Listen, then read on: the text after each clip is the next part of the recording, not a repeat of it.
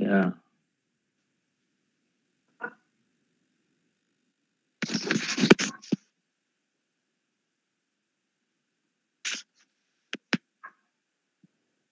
Oke, sementara begini ya.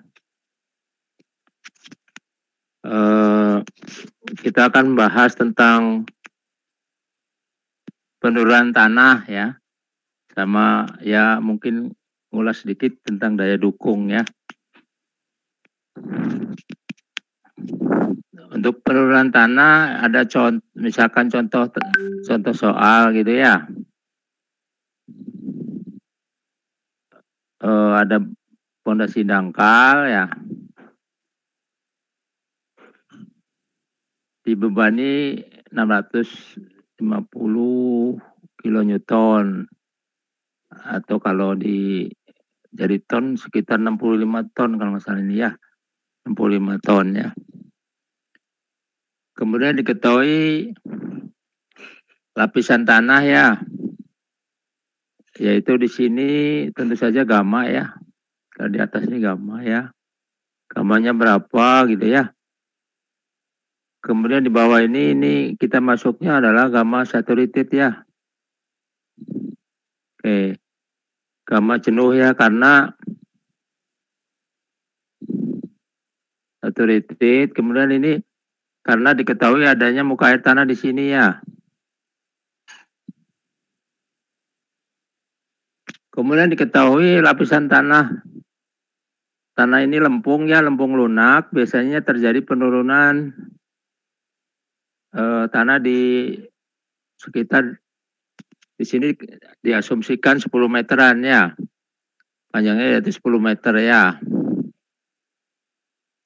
Tebal dari lapisan yang mau kita hitung penurunannya itu ya.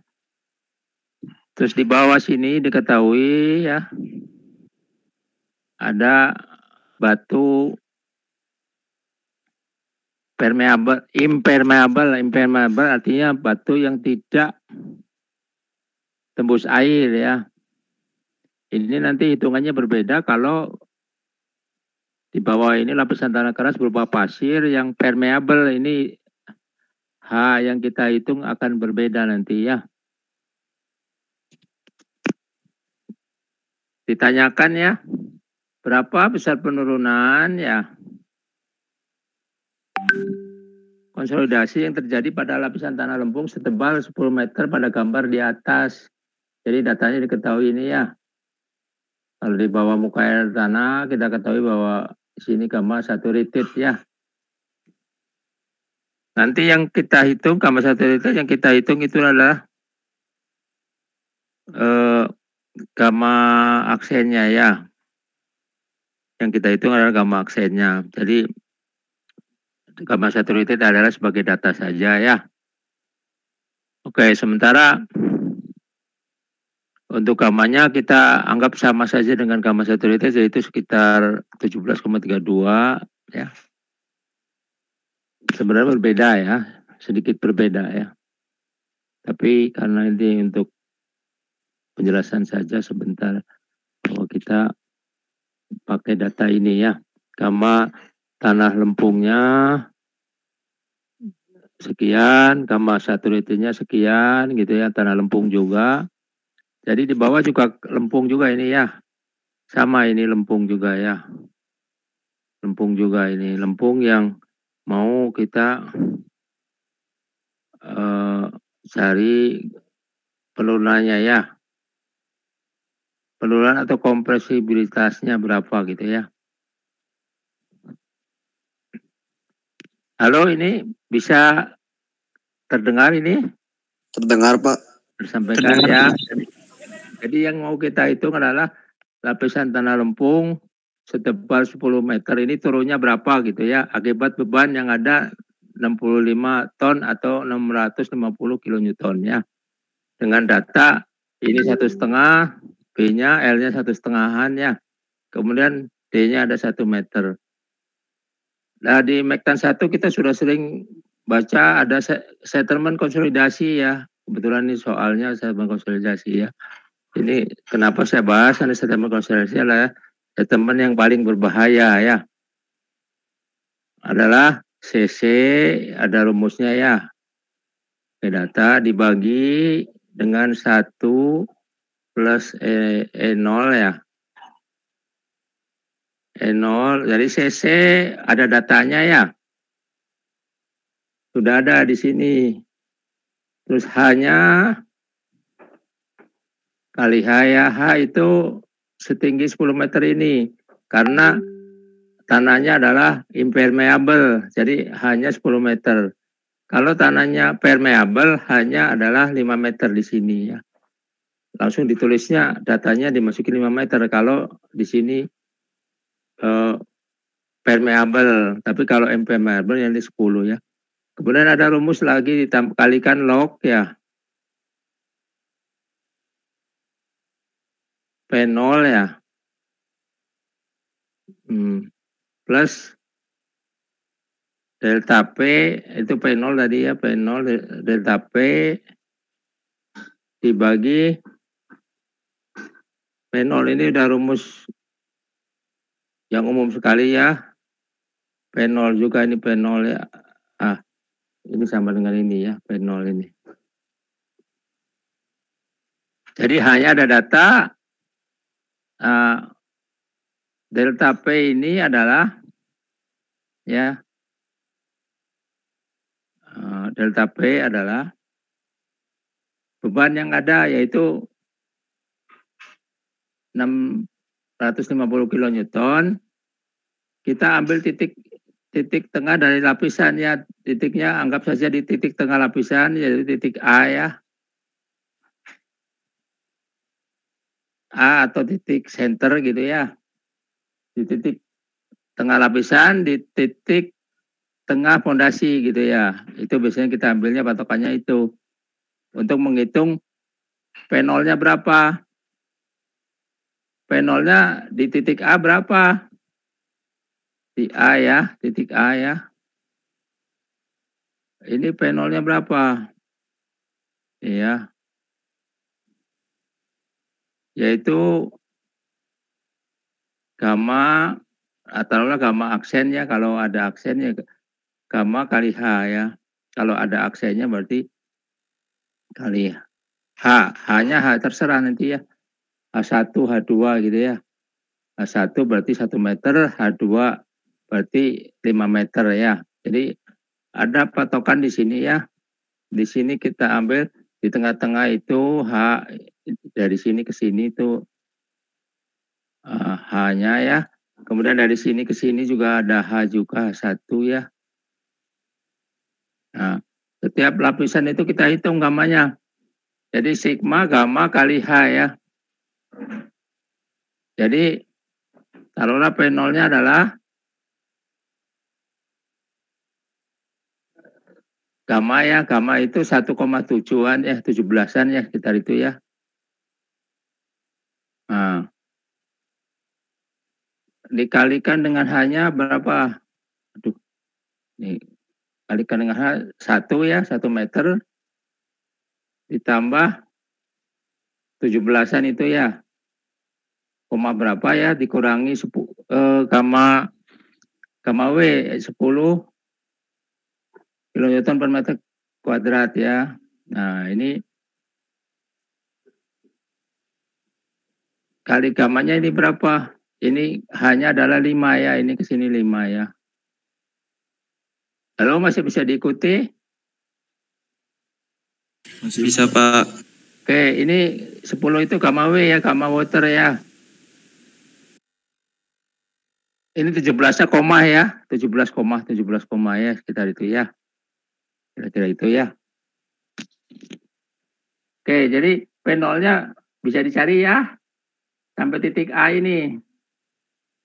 Titik A ini ya. Oke. Jadi Anda patokan harus mencari titik A ini dulu ya. Oke, untuk delta P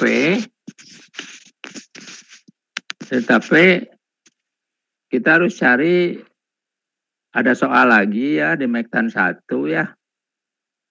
Yaitu titik Z itu yang tadi Z sampai kita pasang titik A tadi ya, titik A-nya gini ya. Nah, fondasinya kita bagi jadi 4. 1, 2, 3, 4. 1,5, 1,5, 1,5 dibagi 4 jadi 0,75, 0,75 ya. Kita akan mencari delta P ya, yaitu delta P di titik pusat fondasi di titik A ini ya. Caranya adalah delta P adalah ya sama dengan toyet ya. Toyet. Prinsipnya adalah di mekan 1 ada I ya. Itu kali Q ya. Q-nya berapa? Nah, karena di sini ada 4, ya makanya sebenarnya ada 4 ya. Kali I ya. I-nya tadi ini ya. Kalikan dengan Q-nya ya. Untuk di titik A ini ada 4 ya. Di titik A ini ada tegangan delta P itu adalah 4 kali I kali Q ya. Oke. Ini pelajaran ini adalah ada di mekan 1 di mana ada beban merata ya. Yaitu Q di suatu titik mempengaruhi di titik A, di Z itu toyetnya berapa gitu ya. Jadi toyet berapa atau delta P berapa di titik ini ya. Delta P-nya berapa? Nah, ini ya. Caranya adalah ini ya. Delta P-nya adalah 4. Jadi data ini komplit sudah. Delta P sudah ada, P0 sudah ada, E0-nya sudah ada data ini ya. Saya sudah ada data. Ini data lab ya. Data lab ini sudah ada. Oke, jadi statement akan didapat nanti berapa sentimeter gitu ya. Oke, ada pertanyaan barangkali?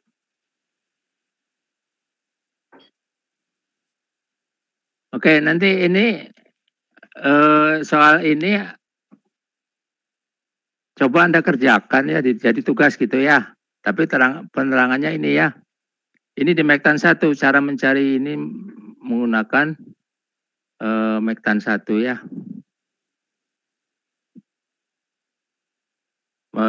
Pakai buku Mektan 1, Braja Emdas ya. Oke, ini kira-kira itu ya.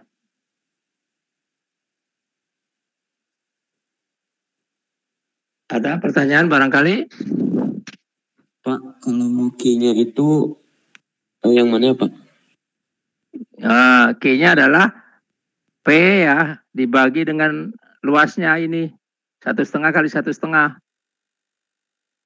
Ya. Q-nya adalah ya. P-nya adalah 650 ya.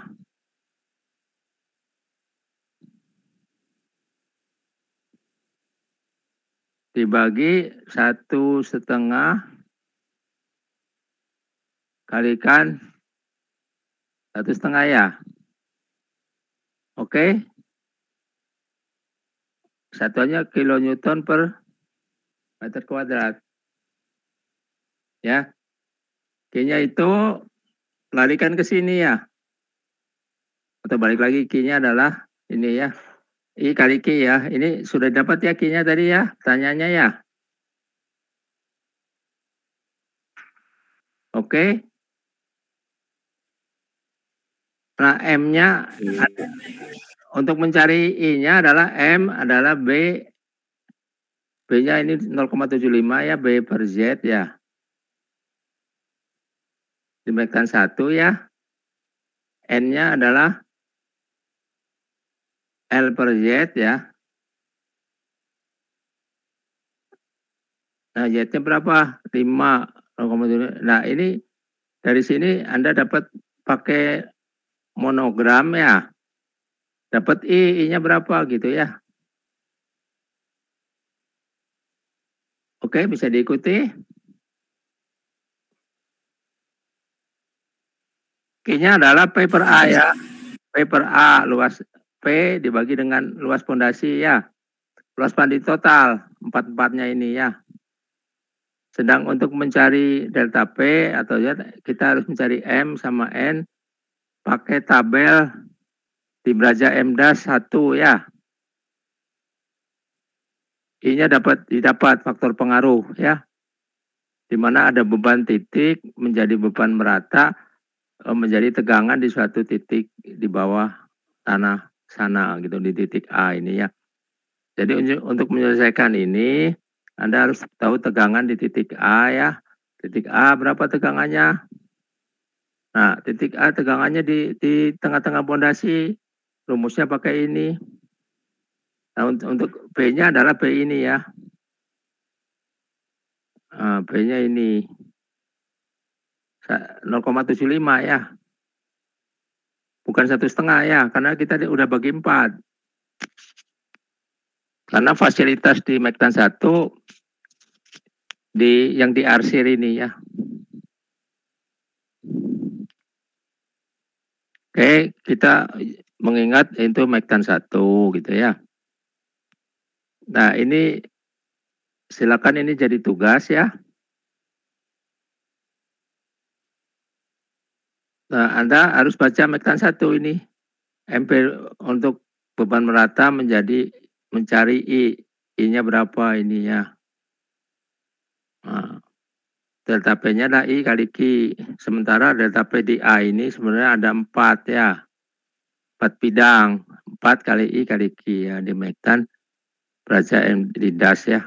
Silakan aja pakai Braja M DAS. Pengaruh tegangan di akibat beban merata di suatu titik di bawah sana ya. Oke, nanti kalau kurang jelas nanti saya ulang lagi ya.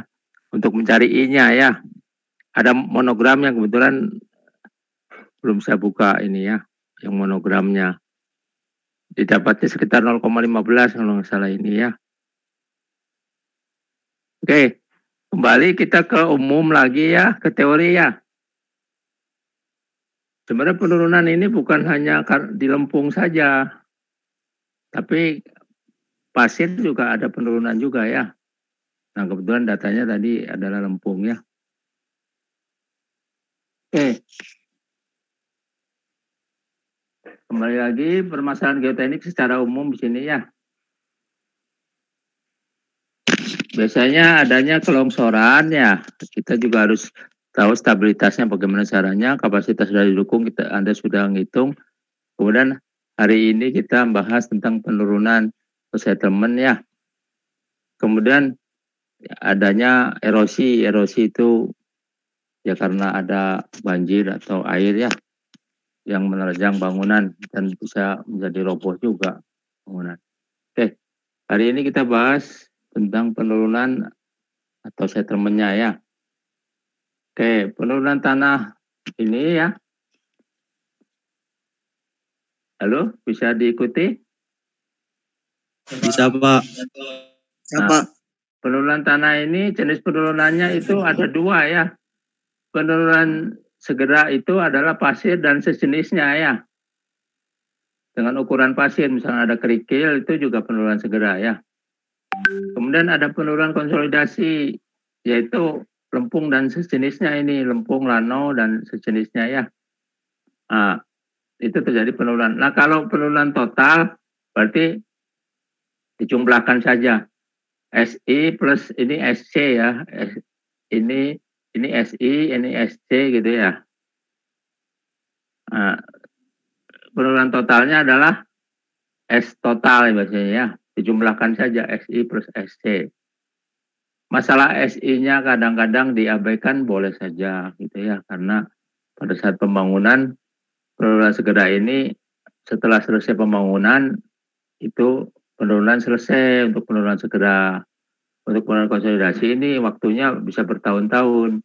Jadi yang paling bahaya adalah tanah lempung dan sejenisnya ini. Ya. Nah, sebenarnya penyebab penurunan tanah itu ada deformasi partikel ya, pergeseran partikel, kemudian keluarnya air, pori atau udara dari dalam pori. Ini biasanya penurunan konsolidasi ini ya. ini yang penurunan konsolidasi yang keluarnya air pori ya. Kalau yang lainnya akibat deformasi subarik ini penurunan segera biasanya ya. Oke, kita lanjut.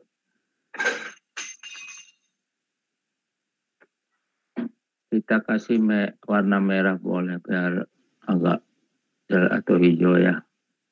Atau merah lah ya. Nah, penurunan ini kita ulang lagi bahwa ada immediate settlement ya, atau SE atau SI gitu ya. Kemudian ada settlement konsolidasi ya. Ini ada SC gitu ya. Ini SI atau SC ya. SI atau SC boleh ya. Yang ini SC. Nah, kalau pada gambut itu terjadi atau tanah yang humus ya, atau tanah organik biasanya bisa terjadi penurunan ketiga ini. Tapi untuk tanah yang normal-normal saja tidak terjadi ini yang ketiga ini ya. Jadi ST-nya itu SE tambah ini sebenarnya ya. Kalau ini ada silakan tambahkan lagi. Kecuali ya itu tanda gambut SS-nya ada ya. Oke, bisa diikuti. Halo? Bisa, Nah, jadi settlement intinya yang 1 dan 2 ini ya. Nah, yang paling bahaya SC ini ya. Bahkan SS ini kalau ada ya. Nah, SE Anda hitung saja tapi boleh diabaikan kadang-kadang ya ini. Karena setelah bangun gedung selesai, penurunan SE selesai. Baru terjadi penurunan-penurunan yang lain ya. Oke, lanjut. Elastic settlement ya. Ini pada prinsipnya kalau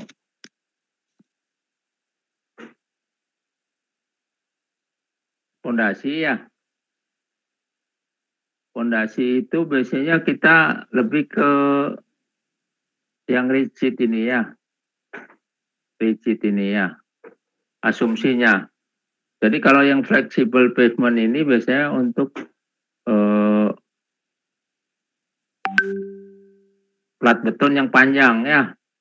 Contohnya di jalan tol gitu ya. Itu kita lebih ke flexible foundation. Nah, kalau di fondasi gedung ya pendek-pendek, tebal pendek, asumsinya adalah kebanyakan dianggap rigid foundation. Jadi pada satu titik diagramnya lurus ininya dari pinggir, tengah, sama pinggir ini sama turunnya ya. Untuk saturated clay.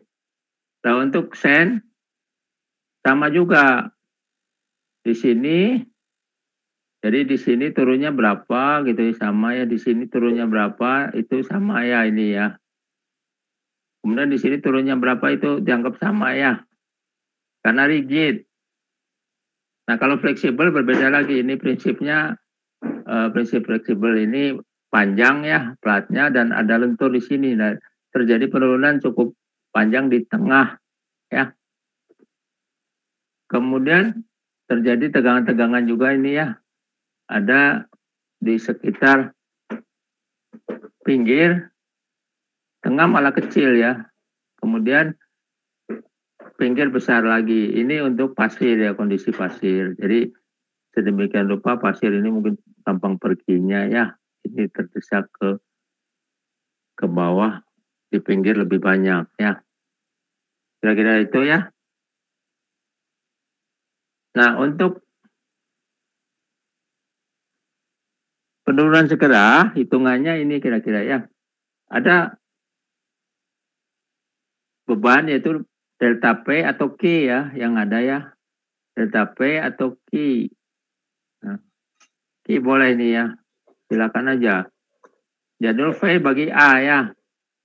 Q sama dengan P sama dengan V dibagi luasnya ya. A-nya adalah luas pondasi ini. Luas pondasinya A ya. Nah, untuk rumus penurunan segera, sedemikian rupa ya, kita harus tahu data, yaitu P-nya berapa, gitu ya. Kemudian B-nya berapa, B ini dari sini ke sini, gitu ya. B.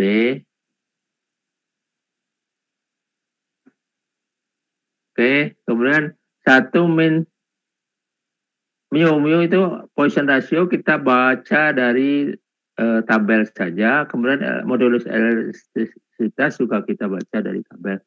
Terus faktor pengaruh I atau kita bilang I ya, bilang I atau kita bilang P, IP mangga aja ya. Ini metan satu lagi ini ada ya. Di metan satu ini ada ya. Nah, untuk I boleh saja metan satu, boleh saja Anda baca pengaruhnya di sini ya. Nah, boleh karena ini sudah terapannya, Anda bisa pakai ini saja. Bentuknya apa bundar?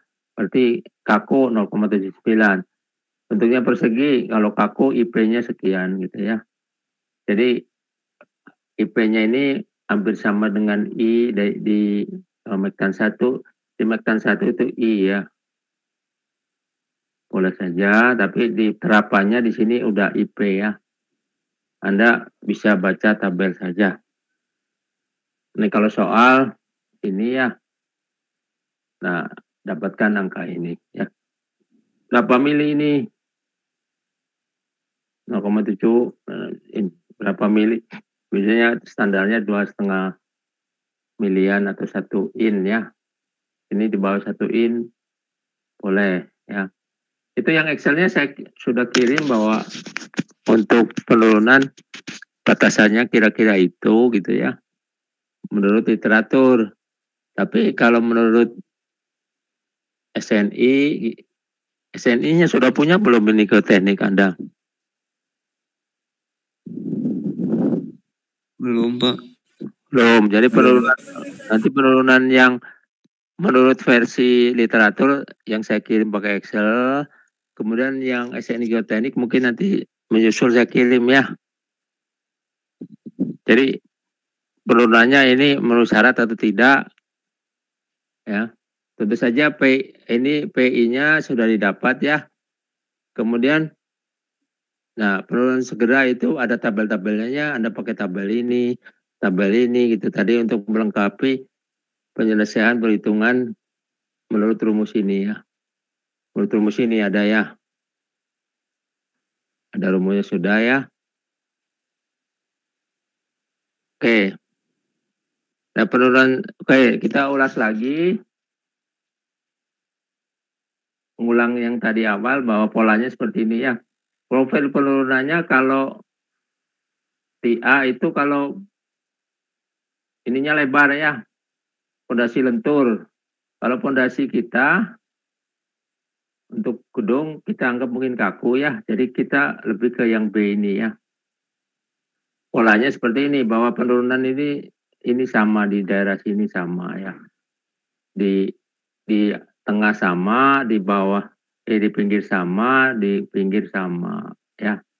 Kalau seperti ini bahwa pondasinya kita anggap kaku untuk pondasi yang kita terapkan di gedung, pondasi dangkal gedung ya.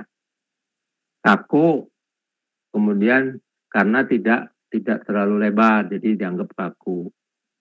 Kalau lebar seperti jalan tol yang menggunakan beton ya, perkerasan kaku itu kita tetap rumusnya pakai fondasi lentur ya. Kalau untuk fondasi di bangunan gedung yang kita pakai fondasinya dianggap kaku, dari profil penurunannya di tengah sama pinggir dianggap sama karena kaku ya. Nah ini polanya itu ya, dengan kontak akibat beban pada pasir, tadi akibat beban sebenarnya pada lempung ya, sorry ya. Nah, untuk fleksibel penurunannya seperti ini boleh saja ya. Ini kita pakai metode yang lain sedikit ya. Untuk rigid seperti ini hampir sama yang tadi ya. Tapi kita menggunakan angka alfa, ya alfanya cari saja berapa. Ya. Ini contohnya. Nah, ini kita lewat sementara ya, karena ini banyak ya. Kemudian kita cari ini SI-nya sudah kita. Nah, ini ya. Tidak kalah pentingnya atau malah ini yang dominan sebenarnya yang sering kita hitung lebih teliti lagi, consolidation settlement ini ya. Consolidation settlement ini terjadi pada lempung dan sejenisnya ya. Nah, oke, tanah lempung itu bisa turun ya, atau tanah pasir juga bisa turun. Di sini visualisasinya bahwa ada bangunan ya, kemudian ada bangunan sisi kirinya. Nah, ini bisa terjadi penurunan yang berbeda ya. Di sini besar, di sini di daerah sini bagaimana gitu ya. Nah, di daerah sini mungkin berbeda. Penurunan itu bisa berbeda ya. Nah, penurunan berbeda itu terjadi pada bangunan-bangunan yang monumental juga ya. Seperti ini. Kenapa terjadi penurunan? Ya, kita cek ya. Nah, beberapa dipertahankan berdiri ya dengan dikasih kabel-kabel ini ya, kabel-kabel ini ya untuk mempertahankan supaya tanah ini tidak roboh. Nah, eksplorasi tanahnya yang terjadi di sini apa ini? Yang di daerah sini nih. Anda harus cek ini ya daerah tanahnya apa saja gitu ya. Ini diselidiki sedemikian rupa. Oh, sini ada timbunan, di sini ada sill, di sini ada sand, di sini ada soft clay. Nah, mungkin soft clay-nya ini yang paling berbahaya ini ya. Ini ke sini kalau nggak salah ini. Ya. Ya, ini mungkin yang paling berbahaya ini. Jadi terjadi penurunan ini. Karena apa? Ini kita tidak menggunakan fondasi dalam ya. Kalau menggunakan fondasi dalam mungkin bangunan ini tidak miring. Mungkin ya. Halo, masih bisa diikuti nih? Bisa Pak. Ya, ini visualisasinya seperti ini. Bangunan bisa miring. Demikian lupa. Kemungkinan karena tidak ada fondasi dalam ini ya. Hanya fondasi dangkal ya. Ini di belah kanan itu turun lebih besar daripada sebelah kiri. Nah, kalau ada fondasi tiang panjangnya atau fondasi bore pile, fondasi dalam,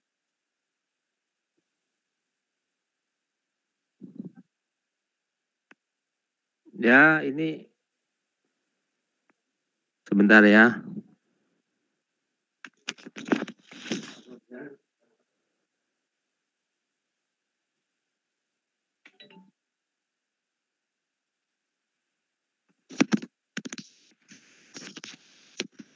Halo, bisa kita lanjut lagi?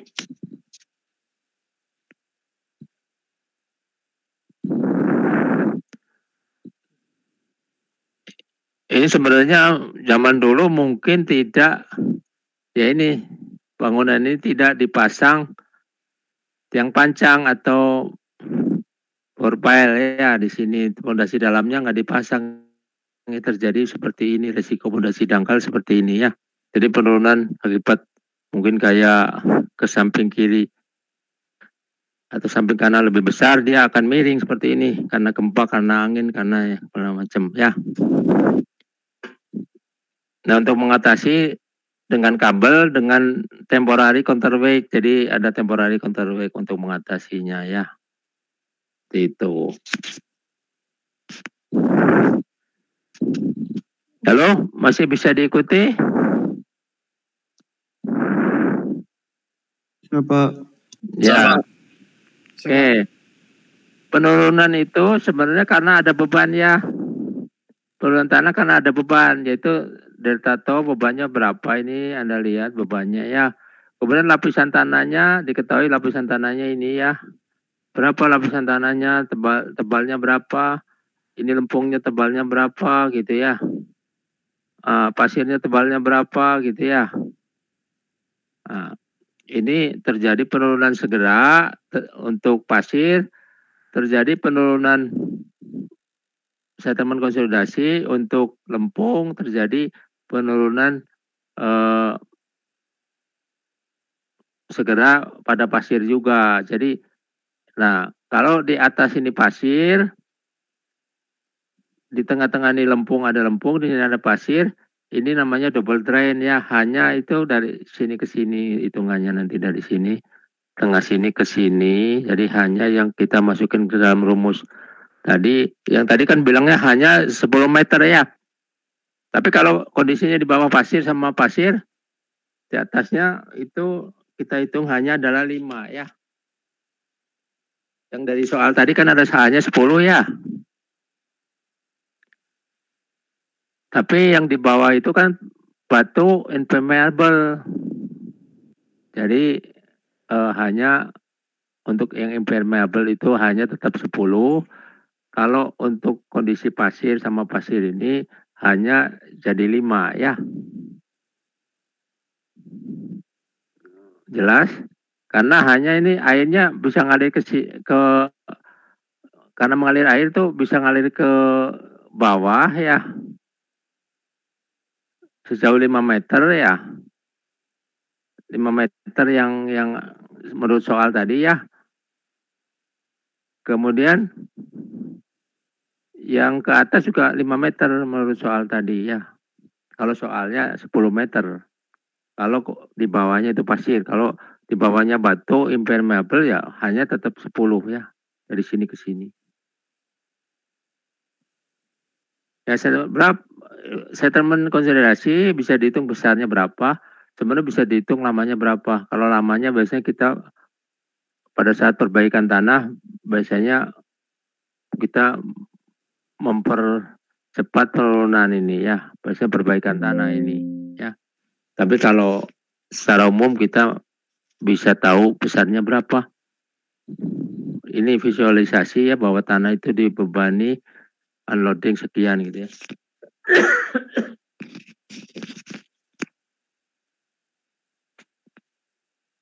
Ini mungkin kita kuliah sampai jam 9 nggak apa-apa ya.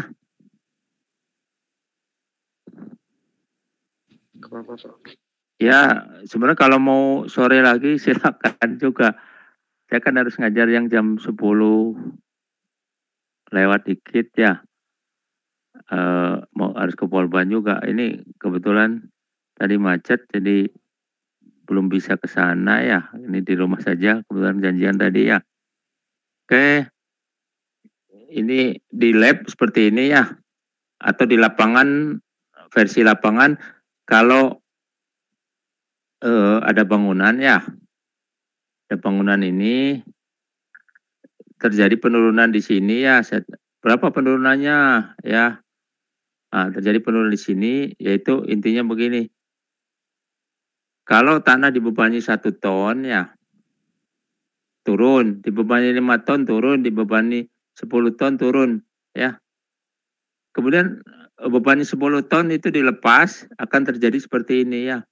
Jadi tanah itu turun sampai titik ini ya. Kemudian kalau dibalik lagi dia tidak kembali ke awal. Tapi balik lagi ke sini baliknya ya. Baliknya ke sini gitu ya. Tidak ke awal ya. Baliknya ke arah sini, panahnya berbeda ya. Karena tanah itu sifatnya plastis ya, bukan seperti karet, elastis. Kalau elastis itu dibebani baliknya ke semula. Ya, kira-kira itu. Jadi di labnya ada model di labnya seperti ini, model di lapangannya seperti ini. Ya. Ini model di labnya. Oke. Ini model penurunan ada penurunan konsolidasi di sini ya. Biasanya kita buat sampai sini nih. Nah, ya. Tapi kalau tanahnya gambut, kemungkinan ini tambah lagi di sini ada penurunan lagi ya. Jadi kalau lempung mungkin tahap 1, Tahap 2 selesai ya. Kemudian kalau gambut diteruskan konsolidasi sekunder ya. Seperti itu. Tahap 1, tahap 2, tahap 3. Kemudian ini ada beban luar ya. Beban luarnya berapa? Ya. Nah, ini tebalnya berapa? Ini tebalnya berapa gitu ya. Tebalnya berapa nih? Mungkin tidak terhingga atau terhingga, catat saja berapa ya. Oke, rumus ini dilakukan di lab. Kita cari rumus ini ya. Oke. Rumusnya yang sering kita pakai adalah normally consolidated ya. Ya PR buat Anda, apa itu OC ya? OC itu apa gitu ya? Over consolidated. Nah, ini Anda harus tahu apa itu OC, apa itu NC ya. Nah, kebanyakan rumus kita pakai yang OC dulu ya. Jadi rumusnya kita lakukan yang ini ya. NC, OC. Nah, rumusnya mana? Ini rumusnya ya. Kita pakai rumus ini aja dulu ya. Nah, PR buat Anda adalah tentang ya maksud saya PR belajar ya. PR belajar bukan PR tugas ya. Anda belajar itu tentang pengertian OC itu apa gitu ya. Oke. Jadi rumus yang otak-atik itu tadi ya, rumusnya yang normal saja begini, terus kalau dibalik turunnya ke sana ya. Ya. Turunnya ke sana ya. Ini CC-nya adalah ini, rumusnya adalah rumus ini ya, kotak ini rumusnya ya. Atau rumus ini sama saja, ini kotak apa ini sama saja ini ya. Ini sama saja ini rumusnya. CC halog normal ini sudah umum ya. Ini hanya penampilan dia editingnya saja ini ya. Nah ini, nah kalau S sekunder Anda bisa baca lagi, tapi ini cukup jarang ya. Tapi kalau ketemu gambut ya wayana we ya. Jadi perhitungan sekunder ini sangat penting untuk semua jenis tanah organik dan anorganik yang sangat mampu manfaat, biasanya tanah gambut biasanya untuk